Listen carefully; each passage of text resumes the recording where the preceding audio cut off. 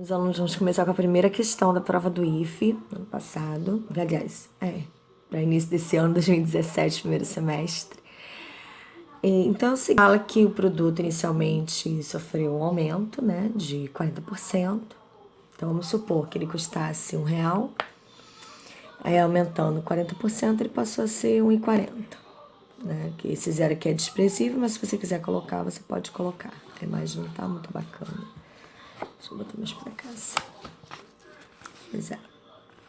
Então ele custava, vamos supor, se ele custava R$1, aumentou, ficou 1,40, né? Que é 1,4.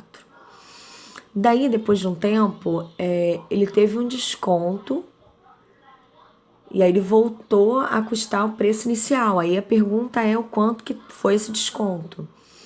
Então, a gente não pode pensar erroneamente que se ele aumentou 40 centavos, ele vai diminuir. Esses 40 centavos vai representar a mesma porcentagem de aumento, né? Por que isso? Porque ele teve um fator de aumento em cima do preço anterior, que era R$1. E o fator de desconto foi em cima de um novo valor, que foi R$1,40. Então, não é a mesma porcentagem. Então, vamos lá. A gente pode fazer de várias formas, tá? Uma forma que eu gosto de fazer é o seguinte. Se ele custava R$1 antes, e aí ele passou a custar R$1,40, então eu posso pensar o seguinte. R$1,40 é 100%. E esse aqui eu vou descobrir quanto que ele representa do total. E aí depois eu faço a diferença. Então vamos lá rapidinho, ó. 1,40 vezes 4. Né, que a gente vai fazer uma regra de 3, onde eu coloco aqui o valor em reais. E aqui é a minha taxa percentual. Então, olha, 1,4x é igual a 100. Né? Então, x é igual a 100 dividido por 1,4. Lembrando que lá na hora do if você não vai usar a calculadora, você não vai poder. Então, aqui também que você não vai, né? Então, como é que eu vou andar com essa vírgula aqui? Eu vou andar uma casa para a direita, para assumir com a vírgula, acrescentar um zero aqui. Daí, eu vou por estimativa, 14 vezes quanto fica perto de 100. Então, vamos lá. 14 vezes 5, acho que dá 70. Eu vou tentar vezes 6. 4 vezes 6, 24. Vão 2. Vezes 6, 6 com 2, 84. Então, eu vou tentar 14 vezes 7. Tem que ser assim, gente. 4 vezes 7 é 28. Vão 2. Vezes 7, 7 com 2, 98. Então, eu sei que o mais perto que vai ter é 7. Vai sobrar 2. Vou abaixar o 20.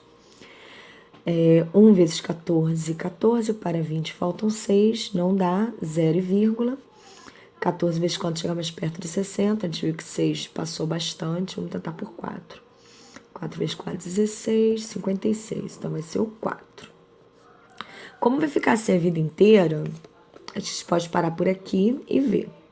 Então, olha só, presta atenção nessa interpretação. O R$1 equivale a 71,4% de R$1,40. Então, se o meu total é 100%, eu vou ter que tirar essa porcentagemzinha aqui, tá?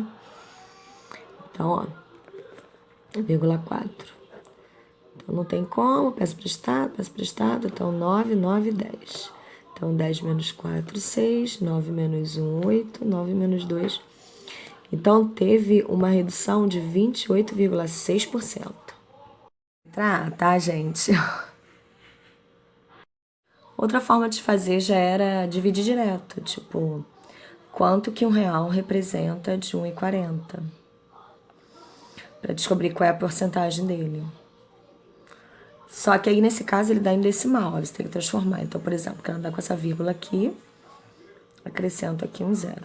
Isso um negócio... Ainda é menor. Então, ó, 0, 0, Então, a gente vai ver 14 vezes... É o mesmo processo. 14 vezes quanto que chega? Então, a gente já tinha feito, né? Por 7. Então, 7 vezes 14, 98. Faltam 2. Só que aí eu vou botar um zero aqui. Não precisa botar mais nada do outro lado, que já tem número diferente de zero após a vírgula. E vai dar 1. Aí, vezes 14, 14, falta 6.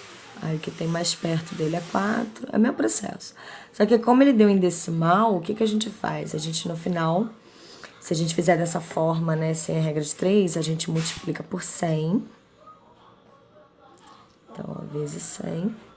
Que multiplicar por 100 é tranquilo, né? Porque a gente só anda 2 casas para a direita. Então, ó, 1, 2. Então, vai ser 71,4 que ele representa. Aí, o que a gente vai fazer? Só vai tirar de 100. De 100%. Então, ó, de novo, né? 9, 9, 10. Então, vai ser 6, 8, 28,6%.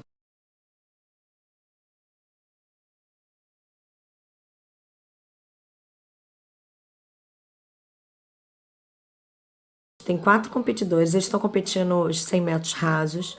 Daí são as 3 posições, né? Ouro, prata e bronze. Aí ele pergunta de quantas mulheres diferentes podem ocupar os 4 competidores as 3 posições. Então é um princípio multiplicativo. Como é que a gente vai fazer? Se eu tenho 4 competidores, então eu tenho aqui a primeira opção: ouro, primeiro lugar, né? Prata, que é o segundo, e bronze, que é o terceiro. Então, qualquer um dos 4 pode ganhar o ouro, certo? Então, qualquer um deles pode.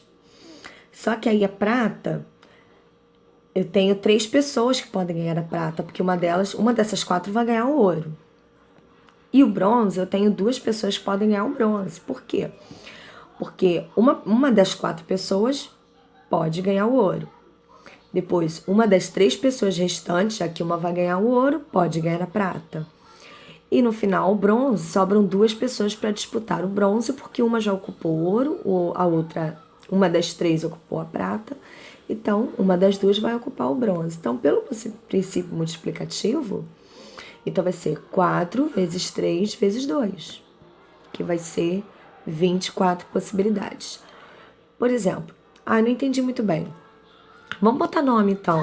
A, B, C, D. Então, vamos supor, aqui no ouro pode ser que ganhe o A, o B, o C e o D. Só que aqui na prata, um dos 3 já conseguiu. Então, vamos supor que tenha conseguido o A. Então, só vai sobrar o B, C e o D para competir aqui. Aí, vamos supor que um desses 3 aqui conseguiu. Então, só vai sobrar o C e o D. Tá? Como a gente está falando de possibilidades, a gente não pode afirmar quem vai ganhar é fulano de tal. Então tem que colocar todas as possibilidades. Pode ser que ganhe o A no primeiro, B no segundo, C no terceiro. Pode ser que ganhe o A no primeiro, o C no segundo, o C no terceiro. O A no primeiro, D no segundo, o C no terceiro. Então são todas as possibilidades. Aí, pessoal, continuando aqui, aí, por exemplo, aí se for A o primeiro, pode ser B o segundo, C ou D, ok? Se A e B estiverem nessa ordem, então só sobra para o terceiro lugar D e C.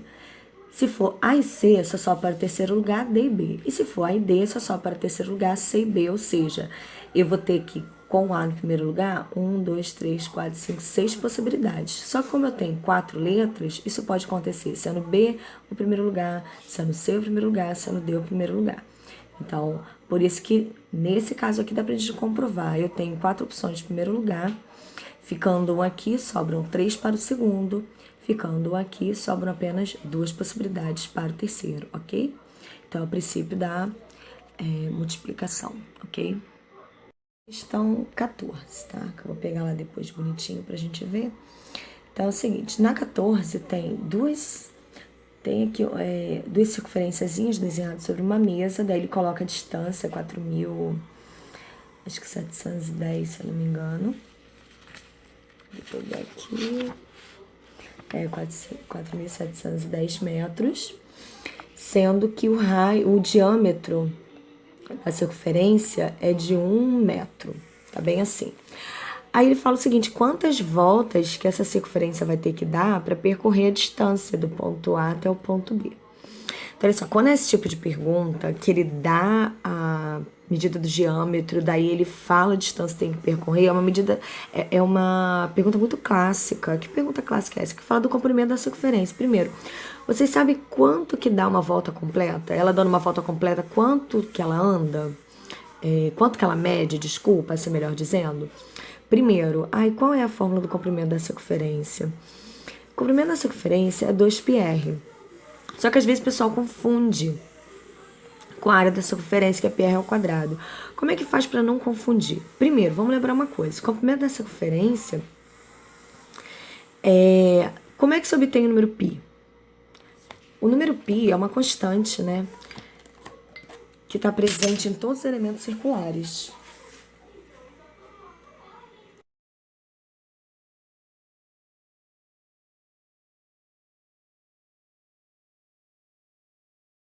Questão 14. É o seguinte, na questão 14, ele fala que tem uma circunferência que tem diâmetro de 1 metro, daí ela tem que percorrer do ponto A até o ponto B 4.710 centímetros. Até me confundi aqui. Centímetros. Tá perguntando quantas voltas que vai dar para conseguir percorrer isso tudo. Primeiro, a gente tem que saber o quanto que ela anda dando uma volta em torno dela mesma, né? Porque ela vai começar daqui e ela vai dar uma volta em torno dela mesma várias vezes, certo? Então a gente quer saber quantas vezes que ela vai fazer isso para conseguir percorrer todo o caminho. Então a primeira coisa é que se trata do comprimento da circunferência, essa medida. Se eu souber o quanto que mede aqui toda a circunferência dela, então eu vou saber, por exemplo, ela partiu daqui, se ela deu uma volta completa, o quanto que ela andou. Então ela começou aqui, deu uma volta completa, pum, até aqui o quanto que ela andou. Primeiro, vamos lembrar de uma coisa, o que é o número π? Que aqui tem o número π, né? O número π é uma constante presente em todos os elementos circulares, ele é uma razão constante e é um número irracional. Por quê? Primeiro, se você pegar qualquer elemento circular, veja que eu tô com uma tampinha aqui, mas se você pegar algo maior, meu filho gritando, que absurdo. Por exemplo, um funil, qualquer coisa circular, qualquer elemento, não tá sujo, tá manchado. O que eu vou fazer? Eu posso medir aqui a circunferência dele com barbante, vou lá e vejo, deu tantos centímetros. Se eu dividir pelo diâmetro, o que é o diâmetro? É a maior corda da circunferência, que vai de um extremo ao outro, passando pelo meio da circunferência. Então, se eu medir a circunferência e dividir pelo diâmetro, eu sempre vou obter essa razão 3,14, blá, blá, blá, blá, blá, que é o número π. E aqui ele pediu no enunciado, para a gente considerar o número π, 3,14. Sempre é necessário eles informarem quanto que eles querem, se é 3, 3,1, 3,14. Eu já vi prova de escola militar que ele botou 3, considere π igual a 3, porque o problema é tão elaborado que sem calculadora fica difícil. Então é aquilo. Se eu esquecer da fórmula do comprimento da circunferência, eu vou lembrar que o π, o número π, ele vem da divisão entre o comprimento, né, pelo diâmetro. Então, o comprimento dividido pelo diâmetro vai me fornecer o número π.